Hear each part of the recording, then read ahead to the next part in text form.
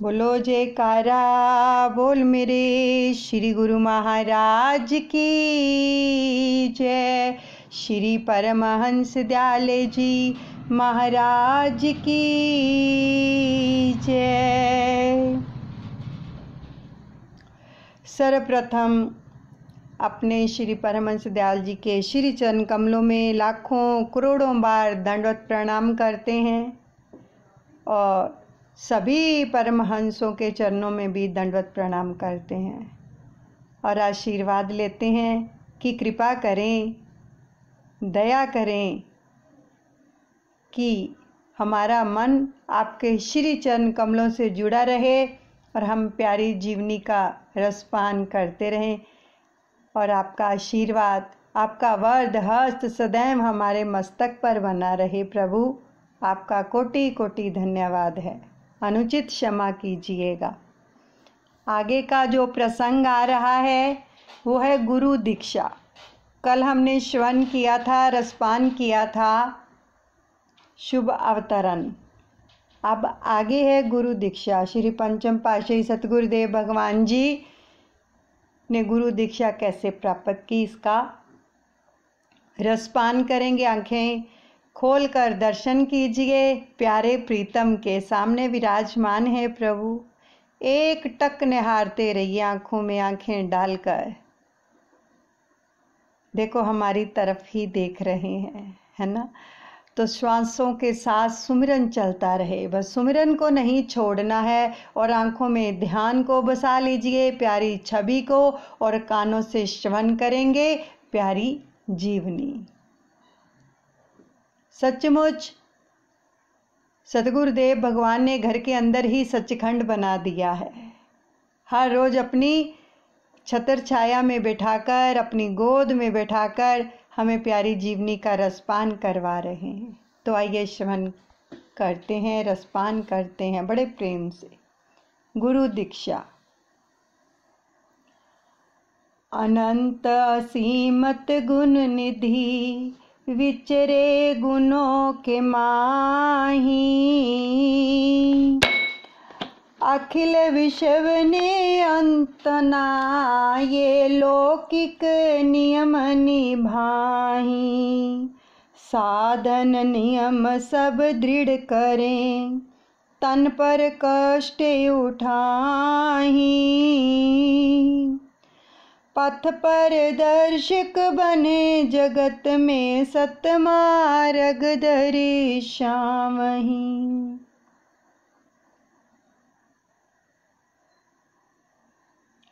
सर्वगुण संपन्न, तीनों गुणों से न्यारे संसार के रचयिता प्रभु संत महापुरुषों के वेश में त्रिगुणमय संसार में विचरण कर स्वयं उन नियमों का पालन दृढ़ता से करते हैं जो मृत्यलोक में मानव के लिए आवश्यक है। जन कल्याण हेतु अपने सुकोमल तन पर कष्ट उठाकर आदर्श स्थापित करते हैं ताकि साधारण प्राणी उस आचरणमयी जीवन से शिक्षा प्राप्त कर आत्मिकोन्नति के पथ पर सरलता से अग्रसर हो सकें। भगवान श्री कृष्ण जी महाराज जी ने श्रीमद् भागवत गीता में फरमाया है, यथाचरित श्रेष्ठ देवोतरो जन स यत् प्रमाणम कुर्ते लोक्स धनुवर्तते। यानी महापुरुष जो आचरण करते हैं साधारण मनुष्य उसका अनुसरण करते हैं। महापुरुष अपने विलक्षण कर्मों से जो आदर्श स्थापित करते हैं संपूर्ण विश्व उसके अनुसार कार्य करता है। हे अर्जुन, त्रिभुवन में मेरे लिए कुछ भी कर्तव्य नहीं है, ना तो मुझे किसी पदार्थ का अभाव है और ना आवश्यकता ही है, फिर भी मैं सदैव कर्म में ही तत्पर रहता हूँ। इस प्रकार आप भी लौकिक कर्तव्य कर्म करते हुए यथा समय परमार्थ की ओर अग्रसर होते गए। आप गुरुवाणी का पाठ करते, जब जब भी जहाँ गुरुवाणी का कीर्तन होता वहाँ श्रद्धा प्रेम से नमन करते एवं एक एक शब्द को हृदयगम करते। आपके घर में अतिथि अभ्यागत एवं साधु संतों का आगमन व सेवा कार्य भी होता था। आप भी सेवा में भाग लेते एवं उनकी संगति में कुछ पाने के लिए ललायित रहते। आंतरिक आनंद की पूर्ण अनुभूति का अभाव आपको खटकता। आप मन ही मन सोचते कि संतों की संगति अर्थात सत्संग का अभिप्राय ये है कि मनुष्य का अंतर से कायाकल्प हो जाए और पूर्णता का बोध हो। आप पूर्ण होकर भी अपूर्ण बने हुए थे। आप सदा अंतर्मन में खोए खोए रहते थे। सत्य तो ये है कि आपके दिल में तत्वदर्शी सत्पुरुष से मिलने की उत्कंठ अभिलाषा थी। नीति का विधान इस दुर्लभ संयोग को पूर्ण करने में तत्पर हुआ। श्री परमहंस अद्वैत मत श्री अनंतपुर सत्संग आश्रम को अध्यात्म विद्या का महान केंद्र बनाने हेतु श्री 108 श्री सतगुरुदेव जी महाराज श्री तृतीय पातशाही जी ने नवंबर सन 1939 में इसे अपना स्थायी निवास बनाया। यहाँ संस्कारी अधिकारी जीवों को शरणागति प्रदान कर निष्काम कर्म प्रेम त्याग सेवा सुमिरन ध्यान आरंभ किया। श्री परमहंस दयाल जी की मौज के अनुसार भक्ति की अभिलाषी संस्कारी आत्माएं उनके संपर्क में आई और आध्यात्मिक लाभ उठाया। यहीं से श्री परमहंस द्वितीय पातशाही जी ने उत्तरोत्तर सत्संग लाभ करवाया और भारत के स्थान स्थान पर सत्संग आश्रमों की स्थापना की। उसी समय में महात्मा दयानंद जी व महात्मा श्रद्धानंद जी उच्च कोटि की भक्ति भावनाओं से संपन्न पंजाब में सत्संग सेवा कार्य कर रहे थे। महात्मा श्रद्धानंद जी आशिक सतगुरु प्रेम में डूबे हुए दीवाने थे। महात्मा दयानंद जी त्याग वैराग्य की मूर्ति फकीराना यानी मस्त योगी की भांति थे। इधर आपके हृदय में आत्म आनंद की बढ़ती हुई जिज्ञासा ने लक्ष्य की ओर तीव्रता से पग बढ़ाया। आप चैत्र मास की संक्रांति मार्च सन 1941 में बदोमली गांव में अपने मित्र के घर गए। उसने कहा कि आज हमने संत आश्रम पर जाना है। हृदय की उमंग में एक नई लहर लहराई। आज दिल को मानो अपनी आकांक्षा पूर्ण होने का संकेत मिल रहा है। जिसका अभाव खटकता है मानो उसे पाने का स्वर्ण अवसर मिल रहा है। आपने कहा कि शीघ्र चलो, इससे बढ़कर सौभाग्य और क्या होगा। मित्र के साथ दर्शन और सत्संग का मिलना वास्तविक लाभ है। तुमने मेरे दिल की सुन ली। पंचम पातशाह फरमा रहे हैं अपने मित्र को। आप मित्र के साथ गंदोवाल जिला शेखपुरा में पहुँचे। यहाँ पर महात्मा दयानंद जी एवं महात्मा श्रद्धानंद जी के दर्शन करते ही दिल की साथ मानो पूरी होने का संदेश सुनाने लगी। आहा, आनंदातिरेक आँखों से अश्रुधारा प्रवाहित होने लगी। सत्संग से अपूर्व शांति और आनंद अनुभव हो रहा था। पढ़ाई करते हुए अब आध्यात्मिक पढ़ाई की लगन लग गई। आपके अंतर मन की आवाज़ थी। निगम गम चर्चा करते यह ग्रंथन का सारे, गुरु दर्शावे जीव को परम मोक्ष का द्वारे। परम पुरुष गुरुदेव की महिमा अगम्य अनंत, मनवानी से है परे पूर्ण पुरुष भगवंत। आपने 15 वर्ष की आयु में महात्मा दयानंद जी से गंदोवाल में नाम दीक्षा की परंपरा को पूर्ण किया। महात्मा जी ने आपको दीक्षा देते समय कहा, आप स्वयं पूर्ण हैं। विधाता ने हमें यह स्वर्ण अवसर प्रदान किया है। आपकी लगन शीघ्र ही वास्तविकता के लक्ष्य पर पहुंचा देगी। इस प्रकार अब जब भी समय मिलता आप गंदोवाल में आश्रम की सेवा लगन से करते। सन 1942 में वैशाखी के पर्व पर आप महात्मा जी के साथ श्री दर्शन के लिए श्री अनंतपुर पहुँचे। श्री दर्शन करने के पश्चात आपकी आत्मानुभूति वर्णातीत थी। आपने सत्संग सेवा सुमिरन को ध्येय बना लिया। हर संक्रांति पर एवं अधिकतर समय छुट्टियों में आश्रम पर जाते, हित चित्त से सेवा करके नियम पूर्वक अभ्यास करते।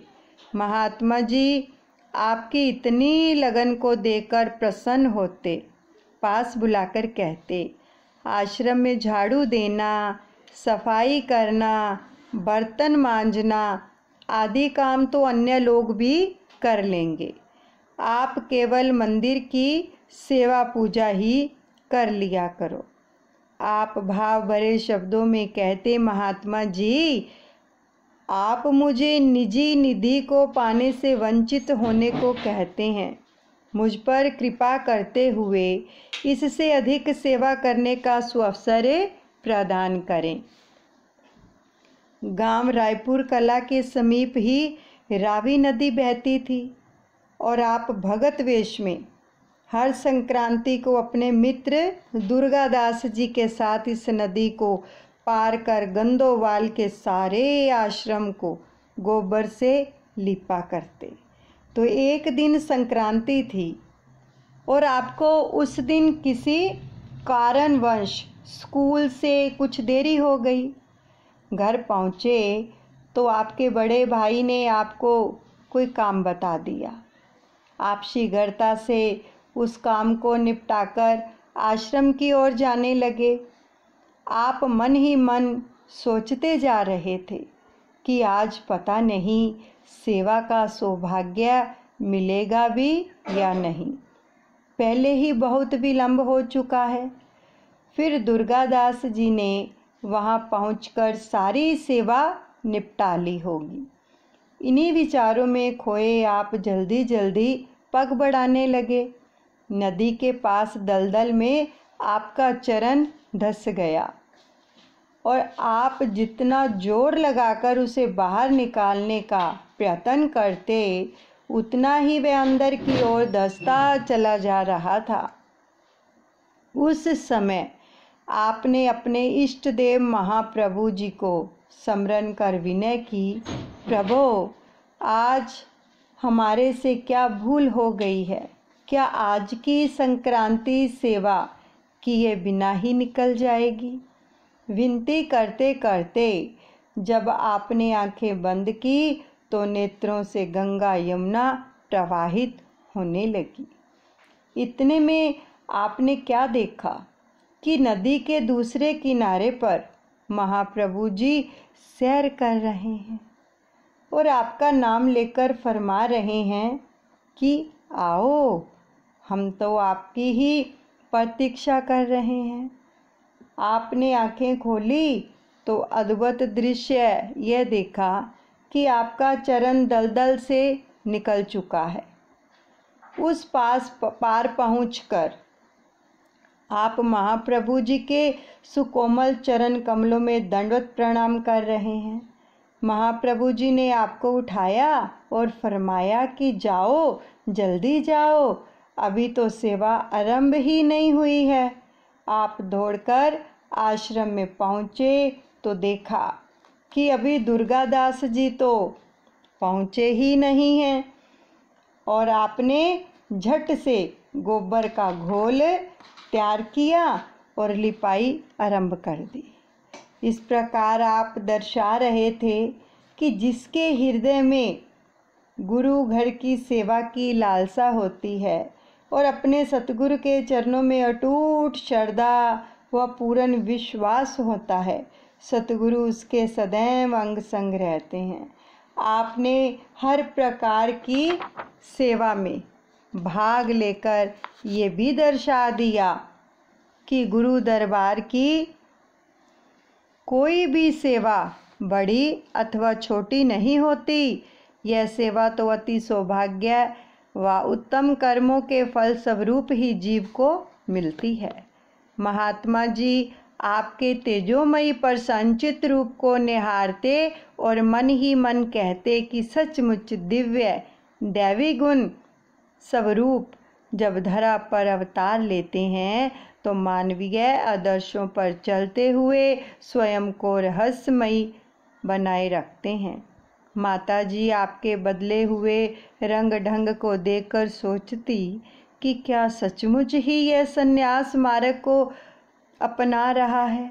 एक क्षण में योग माया का प्रभाव इस विचार को बदल देता। नहीं, अभी इतनी जल्दी नहीं होगा, घर गृहस्थी को अवश्य स्वीकार करेगा। तो सन 1944 में मैट्रिक पास कर आप दुकान का कार्य करने लगे। महात्मा जी के संपर्क में त्याग एवं वैराग्य आपको उपहार में मिल चुके थे। बाहरी कार्य व्यवहार करते हुए भी आत्म अनुभूति आपको विहल बनाए रखती।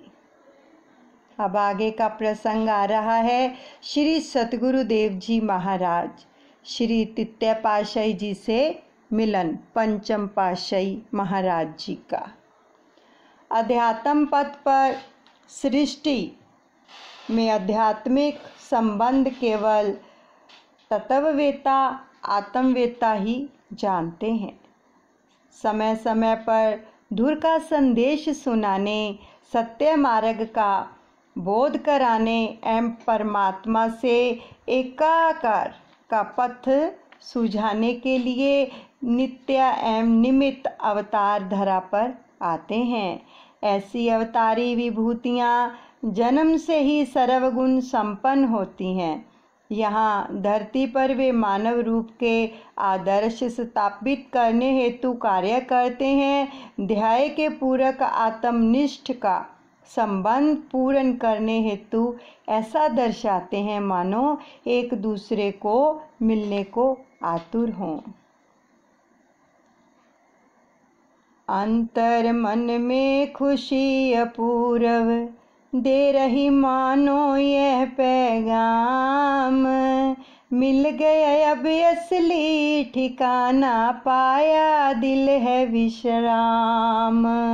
सतगुरु दर्शन की जिज्ञासा दूज के चांद की भांति बड़ी, श्री दर्शन की प्रथम किरण से काया कल्प हुआ उसी घड़ी। सन 1942 में आप श्री दर्शन के लिए श्री अनंतपुर पहुँचे। आपके दिल में श्री सतगुरुदेव जी महाराज श्री तीसरी पातशाही जी के श्री दर्शन की तीव्र उत्कंठा, अगाध प्रेम तथा हार्दिक अधीरता का सागर हिलोरे ले रहा था। श्री सतगुरुदेव जी महाराज ने आपको निहारते हुए पहचान लिया। अपने ध्याय के पूरक को पाकर हर्षित हो गए। आपकी हार्दिक तरंगों ने जैसे ही इष्ट देव प्यारे प्रियतम के श्री चरणों को छू लेने के लिए पग आगे बढ़ाया तो एक झलक के पाते ही समुंदर ने तरंगों को तद्रूप बना दिया। श्री सतगुरुदेव जी महाराज ने आपको अपने सम्मुख बिठाकर सूरत शब्द योग अर्थात अजप्पा जाप, सहज समाधि व अनाहत ध्वनि की युक्तियां बतलाई। आप दिव्यालौकिक आभा को निहारते ही श्री सतगुरुदेव जी के ध्यान में लीन हो गए। आपने उस समय अमर ज्योति के प्रखर प्रकाश को सम्माहित कर आत्मानुभूति की। श्री सतगुरुदेव जी महाराज ने गुरु दीक्षा में पूर्णतः प्राप्त करने की रीति को पूर्ण किया तो आपने योग्य एवं अधिकारी शिष्य के समान उसको ग्रहण किया। उनकी प्रसन्नता का ठिकाना ना था। दरिया सतगुरु कृपा करी, शब्द लगाया एक, लागत ही चेतन भया, नेत्र खुलाय अनेक। दरियाबान गुरुदेव का, कोई झेले सूर सधीर, लागत ही व्यापे सही, रोम रोम में पीर। अर्थात श्री सतगुरुदेव जी महाराज ने कृपा दृष्टि कर शब्द की चोट लगाई तो एकदम ही रोम रोम में चैतन्य स्वरूप के दर्शन हो गए और दिव्य दृष्टि खुल गई। परंतु ऐसा तभी होता है जब शिष्य भी पूर्ण हो। उनकी कृपा दृष्टि को सम्माहित कर उसमें एकाकार होने की शक्ति हो। ऐसी शक्ति और कृपा के अधिकारी पूर्ण पुरुष ही होते हैं जो केवल आदर्श स्थापित करने के लिए नियम पालन करना आवश्यक समझते हैं। वे स्वयं में पूर्ण होते हैं। आप भी उसी आदर्श को स्थापित कर रहे थे। श्री सतगुरुदेव जी महाराज को प्राप्त कर आपने अपूर्व आनंद अनुभव किया। श्री सतगुरु जी महाराज श्री तीसरी पातशाही जी ने आपके इस रहस्य को दर्शाने एवं भविष्यवाणी की सत्यता का बोध कराने के लिए उसी दिन महात्मा योग आत्मानंद जी से कहा, महात्मा जी, समुंदर से हीरे रतन निकालकर जब किसी जौहरी के हाथ पहुँचते हैं तो वह उसकी कीमत रुपयों में आंक देता है, लेकिन दुनिया में जो रूहानी हीरे लाल हैं उनकी कीमत व परख कौन कर सकता है। महात्मा जी ने उत्तर दिया, श्री गुरु महाराज जी, दुनिया में जो परमार्थ भक्ति ज्ञान वैराग्य से पूर्ण अपने इष्ट देव की भक्ति में लगे हुए हैं वही हीरे लाल हैं जो पूर्ण रूप से लगे हुए हैं। तो उनमें से किसके अंदर पूर्णता है, इसकी परख व मूल्यांकन आप सत्पुरुष श्री गुरु महाराज जी ही कर सकते हैं। श्री सतगुरुदेव जी महाराज जी ने फरमाया, महात्मा जी, आपने भी आज एक अमोलक लाल पाया है। रूहानी लासानी तेजों में आभा मुखमंडल पर उमग रही है। पुनः फरमाया, महात्मा जी, भगत राम प्रकाश को आज हमने गुरु दीक्षा से ही पूर्ण नहीं किया, अपितु उन्हें अपना घर ही दर्शा दिया है। महात्मा जी ने दंडवत प्रणाम कर कहा, स्वामी जी, महापुरुषों के अगम रहस्य हमारी समझ से बाहर हैं। सत्पुरुषों की लीला सत्पुरुष ही जाने। आप श्री दर्शन कर कृत्य हो गए। अब आप पहले से भी अधिक गुरु भक्ति पर उत्तरोत्तर बढ़ते जाने में दृढ़ संकल्प बन गए। अब रायपुर कला में वापस लौटे तो अत्यधिक समय गंदोवाल आश्रम में बिताने लगे। वर्ष में एक बार पुनः 2 बार श्री अनंतपुर जाते। वहाँ दिलो जान से सेवा में जुट जाते, श्री दर्शन का अमृत पीते हुए ना अघाते। आप बार बार श्री चरणों में विनय करते कि पूर्ण शरणागति की कृपा करें। आंखें मूंद श्री गुरु महाराज जी ध्यान विभोर हो फरमाते कि घर आपका है, अभी कुछ समय आते जाते रहो, इसमें क्या रहस्य था। वे अपने शिष्य की पूर्णता दिखाना चाहते थे, वे ही जाने।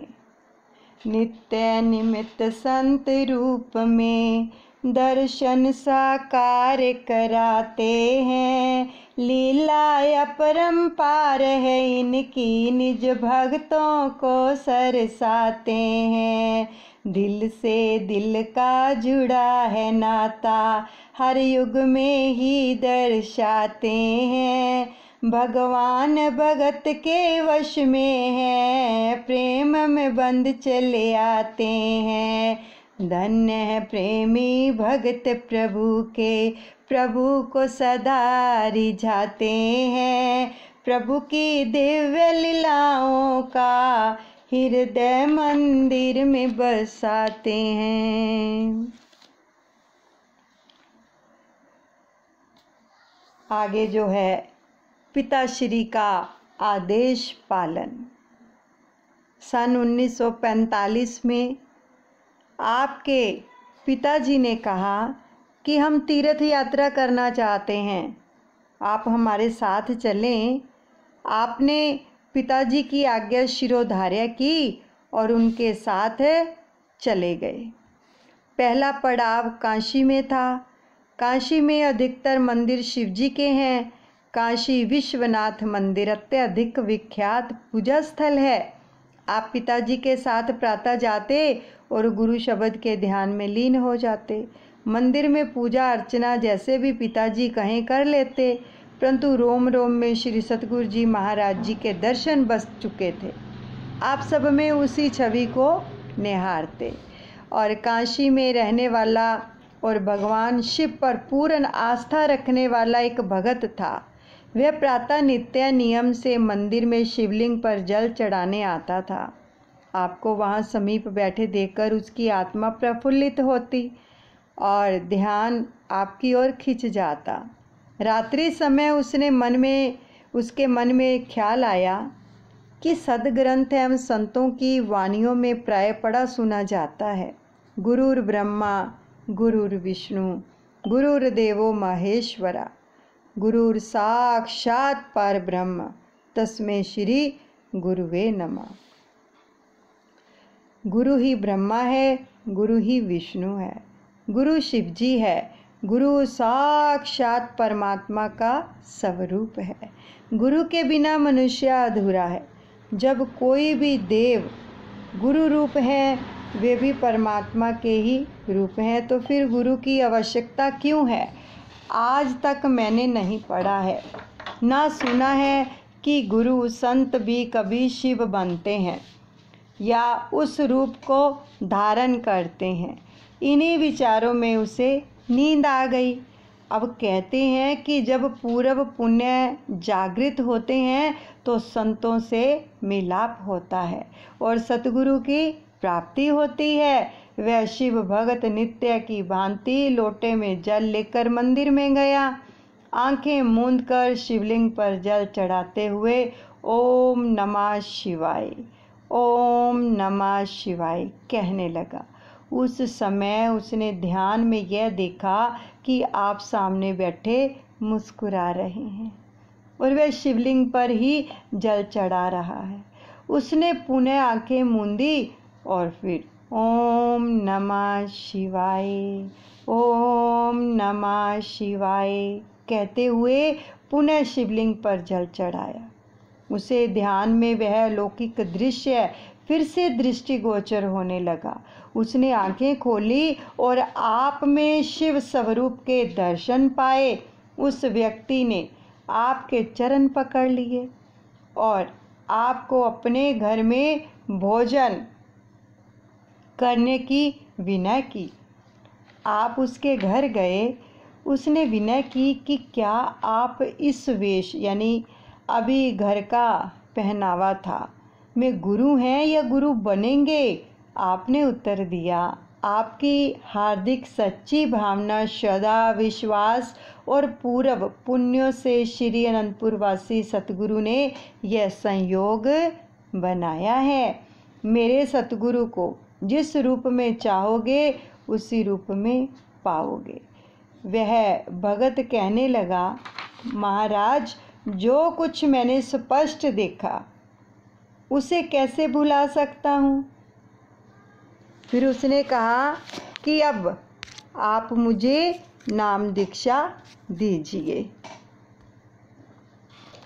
तो उस समय आस पड़ोस एवं कुछ संबंधी उनके घर में एकत्रित थे। सबके मन में एक भावना उत्पन्न हुई कि इनसे सत्संग कराया जाए और कुछ दिन यहाँ ठहरने का आग्रह किया जाए। तो उनमें से 2-3 घरों में श्री अनंतपुर से महात्मा जन सत्संग के लिए कभी कभी आते थे। तो उन्होंने अपना परिचय दिया तो आपने फरमाया, बस काम बना बनाया है। जब महात्मा जी इनके घर में आए तो सभी नाम दीक्षा उनसे ले लेना। तो आज से सबका संबंध श्री अनंतपुर से जुड़ गया। समय पाकर यह फलेगा फूलेगा। श्री अनंतपुर में आना और श्री सतगुरुदेव के दर्शन से जीवन कृतार्थ हो जाएगा। काशी में आप 6 दिन रहे। सबसे निर्लिप्त एवं रहस्यमयी अनोखे ढंग से दोपहर के समय आप काफ़ी दूर एकांत में चले जाते, जहाँ एक मूर्तिकार संगमरमर से श्री कृष्ण की मूर्ति तराश रहा था। तो अपने ध्यान में लीन आप कभी नयन मूंद लेते तो कभी खोलकर उस पर दृष्टि डालते। मूर्तिकार भी आपकी मनोहारी दिव्य छवि से अभिभूत हुआ तो कभी आपकी ओर निहारता तो कभी मूर्ति बनाने में जुट जाता। अद्भुत अद्भुत, यह कोई दैवी शक्ति प्रतीत होते हैं। इस कृष्ण मूर्ति में अपने आप सौंदर्य निखरता जा रहा है। जो काम 2 मास से भी पूर्ण ना हो पाता वह इनके 3 घंटे की समीपता से पूर्ण हो गया। आप पुनः वहाँ से उठकर चले जाते। इस प्रकार 2 दिन बीते।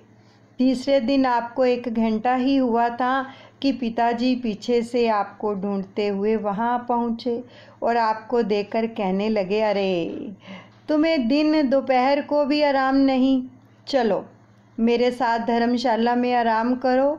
मूर्तिकार मन ही मन मुस्कुराया, एकदम आपकी ओर निहारते हुए विनय की, महाराज आप थोड़े समय के लिए विराजमान रहें, अपने इस काम को अधूरा छोड़कर मत जाना और ना जा सकते हो। आप मौन रहे। वह पिताजी गुनगुनाते हुए लौट गए।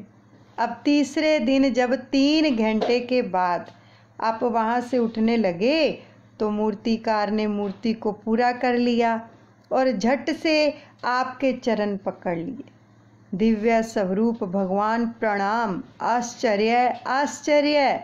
यह श्री मूर्ति 6 मास में पूरी होने की संभावना थी। आपकी दृष्टि मात्र से यह मूर्ति 3 दिन में ही पूरी हो गई, वह भी अद्वितीय स्वरूप में। अब आप यह रहस्य बतलाएं कि आप श्री कृष्ण अवतार के रूप में धरती पर आए हैं। अपने स्वरूप की लखता तो करवा दी है आपने सरलता से कहा। सब कुछ पर्दे के पीछे। मूर्तिकार ने कहा, मेरी समझ में कुछ नहीं आया। तो आपने फरमाया, सृष्टि की पूरी रचना, सफल ब्रह्मांड का रहस्य सब पर्दे के पीछे है, अर्थात गुप्त है। सामने पड़े संगमरमर के पत्थरों के ढेर को देखो, उनकी क्या कीमत है। तुमने इन्हें तराशने की कला सीखी और इन्हें मूल्यवान बनाने में जुटे हो। इसी प्रकार परमात्मा की ओर से प्रत्येक प्राणी को दिया गया यह विशेष उपहार है। जिस कार्य को जिसने पूर्ण करना है उसकी कला में उसको प्रांगत कर दिया है। वह आपकी रहस्यमयी वाणी सुनते हुए आत्म विभोर हो गया एवं अपने अंतर मन में आनंद सुख की अनुभूति की। तो आपने एक ही वाक्य में उपनिषद, पुराण और वेदों का सार बतला दिया। आप धर्मशाला में लौटे तो पिताजी ने आपको बनारस चलने को कहा। आप पिताजी की आज्ञा को मानकर साथ चल दिए। वहाँ पर पिताजी मंदिर में जाते और पुनः मठाधीश के पास बैठकर उनकी दिनचर्या और उपदेश सुनते। आप वहाँ पर बाहर से ही सैर करते हुए किसी निर्जन स्थान पर बैठकर भजनाभ्यास का आनंद लेते। एक बार आप जैसे ही बाहर से गुजर रहे थे, एक मठाधीश ने आपको बुलाया और कहा, अंदर आइए और अपना घर देखिए, अर्थात यहाँ पर हमारे साथ मठ संभालिए।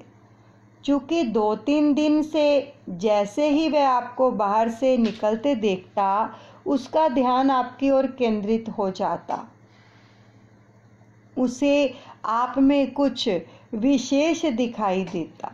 आपने मठ में प्रवेश करते हुए उससे कहा, अंदर आइए, केवल हमें ही अंदर नहीं आना है। आप सब इसी कार्य में लगे हैं। हमारा अपना काम अपने अंदर आत्म दर्शन है। इसी कार्य में संलग्न रहना ही परम कर्तव्य है। ये सतगुरुदेव भगवान श्री पंचम पातशाही सतगुरुदेव जी ने उनको वचन फरमाए मठाधीश को, कि उसने कहा कि आप अंदर आइए, लेकिन प्रभु ने फरमाया हमारा काम ही नहीं अंदर आना है, आपको भी अंदर जाना है। तो वहाँ पर अंतर्दृष्टि से पारखू एवं दिव्या पुरुष ने प्रवेश किया और मठाधीश को संबोधित करते हुए कहा कि आप जिन्हें घर की राह दिखा रहे हो, ये तो संसार को निज घर की राह दिखाने के लिए अवतरित हुए हैं। ये निर्बंध हैं, किसी के बंधन में नहीं बंधेंगे। और यह भविष्यवाणी करते हुए वे आलोप हो गए। अब मठाधीश और पिताजी ने इसका भेद जानना चाहा, तो आपने कहा, हाँ, श्री अनंतपुर हमारा अपना घर है। श्री सतगुरुदेव जी महाराज सब कुछ जानते हैं, हम अपना कर्तव्य पालन कर रहे हैं। पिताजी ने कहा, बेटा तू ही जाने कि किस कर्तव्य को पूरा करना है। हम तो तीर्थ यात्रा में भगवान के गुणगान एवं कथा कीर्तन का आनंद ले रहे हैं। तो बनारस के पश्चात आप अयोध्या गए।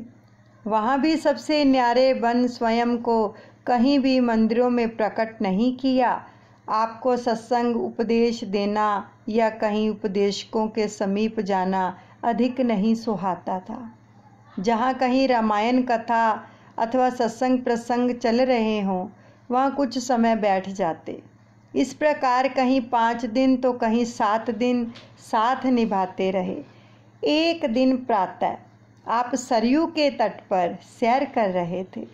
एक बुजुर्ग ब्राह्मण लाठी के सहारे चलता हुआ आपके पास पहुंचा, चरणों पर मस्तक धरा और विनय की, वाह राम जी, रूप तो अपना प्रकट कर अंतर मन को हर्षा दिया, परंतु धनुष बाण लक्ष्मण और सीता जी को कहाँ छोड़ आए, अकेले ही सैर कर रहे हैं।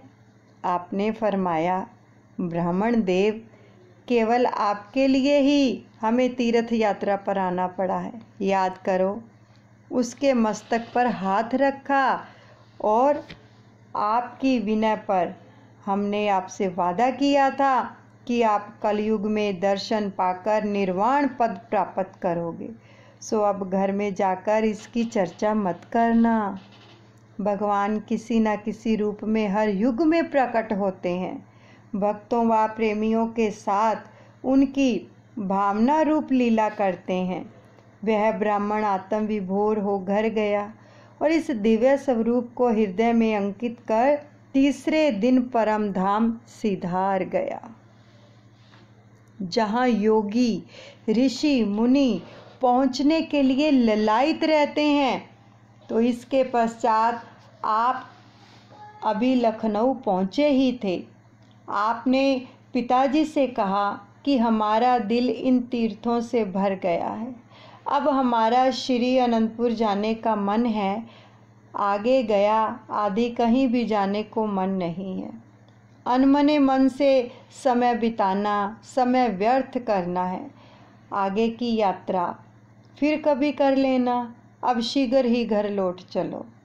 श्री अनंतपुर की सेवा एवं श्री सतगुरुदेव जी महाराज जी के श्री दर्शन की तड़प आपको विहल बनाए रखती थी। आप पिताजी को साथ लेकर लखनऊ से सीधा कलकत्ता में बड़े भाई साहब के पास आई। आपने उनसे पूछा कि यहाँ कोई पास में श्री अनंतपुर का सत्संग आश्रम है? हमें सत्संग के बिना कुछ नहीं सुहाता। ऐसा लगता है कि मानो हम अपनी किसी निजी पूंजी से वंचित हैं। अतः अब हम कुछ समय श्री अनंतपुर में जाकर श्री दर्शन व सेवा का लाभ प्राप्त करेंगे, तो आप श्री अनंतपुर से श्री दर्शन करके मियाँ मीरपुर लाहौर छावनी में लौट आए। अब आप स्वतंत्र होकर जब दिल चाहता गंदोबाल चले जाते। फिर श्री अनंतपुर में अधिक समय श्री सेवा में लगाना आपका नियम बन गया। श्री दर्शन की चाह आपको हर समय दीवाना बनाए रखती थी। यहीं पर हम समाप्त करते हैं। अगला जो प्रसंग आएगा कल वो है शरणागति। सभी अपने दादा गुरु महाराज जी के चरणों में अर्पण करते हैं, अनुचित क्षमा करें। बोलो जयकारा बोल मेरे श्री गुरु महाराज की जय। श्री परमहंस दयाल जी महाराज की जय। देखो इसके अंदर हमें कितना कुछ मिल रहा है। इन वचनों को बड़े ध्यान से सुना करो, एक एक वचन को, बड़ा कुछ मिलेगा। अब जिस ब्राह्मण को श्री सतगुरुदेव भगवान जी ने दर्शन दिए तो उसने क्या किया? घर जाकर जो दर्शन किए थे उस मूर्ति को अंकित कर लिया अपने हृदय में। अंकित करके हृदय में उसको अंकित कर लिया, बसा लिया और ध्यान करके वो निजधाम गमन कर गया। तो इनसे हमें सीखना है कि हमें भी मोबाइलों को छोड़कर अपने इन नैनों से प्यारी छवि को अंकित करना है अपने हृदय के अंदर। पंचम पातशाह सतगुरुदेव भगवान जी ने हमेशा ही अंदर से जुड़ने की हमें प्रेरणा दी है। तो इसलिए इन सब वचनों को मानकर उन पर अमल करना है, मनन करना है, उन पर चलना है। जितना दूर रहेंगे ना मोबाइलों से और उतने नज़दीक चले जाएंगे सतगुरुदेव भगवान के। अपने हृदय में अपनी आँखों के द्वारा उनकी प्यारी छवि को अंकित किया करो जहाँ भी जाते हो। सच में वो हृदय में बस जाएंगे, लेकिन हम मोबाइल में बसा लेते हैं, हृदय में बसाते ही नहीं हैं। तो इसलिए हमें हृदय में बसाना है उनकी प्यारी छवि को और उनकी कृपा को पाना है, उनके प्यार को पाना है। जब मूरत दिल में बसेगी ना तभी तो प्रेम आएगा। अगर प्रेम नहीं होगा तो मूरत भी नहीं बसेगी। प्रेम किससे किया? मोबाइल से उसमें मूरत को डाल दिया, उसमें बसा दी। अगर वाकई ही सतगुरु से प्रेम होगा तो उनकी प्यारी छवि को अपने हृदय में बसाएंगे, तभी नाम जपने में भी आनंद आएगा। तो इसलिए हमें वचनों पर मनन करना है, अनुसरण करना है। बोलिए सतगुरुदेव भगवान की जय।